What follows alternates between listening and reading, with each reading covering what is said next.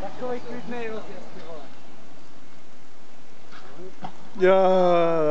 Mohl bych vzít tu opravnou výzvu ještě zpět. Ale jo, docela to jde.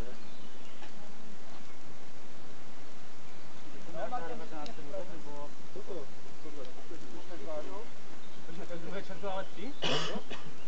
55. Akorát tam, myslím, že jsi tam mohl hodit tu dvojku, jako.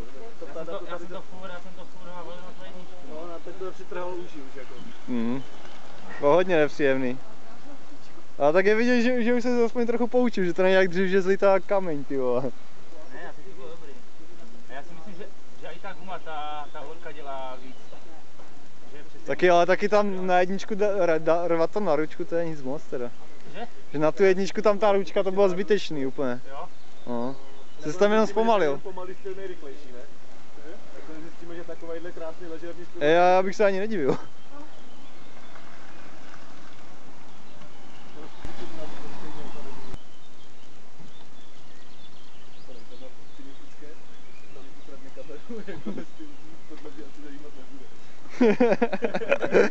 Pozbuzení.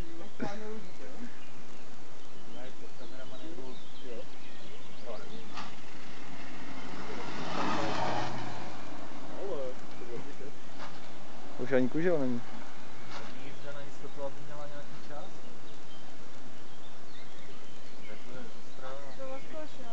Ale ta práce s tím plynem trochu, no. Taky to provozila.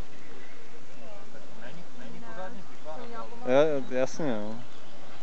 To máš jak dlouho? Necelý rok, ale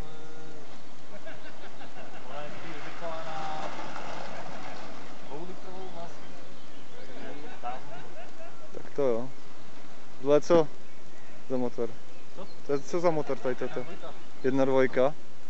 Poradí si to s tím? Ale to byla škoda.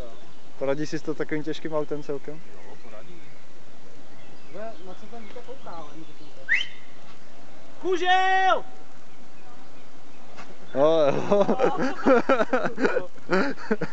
Však není kam spíchat.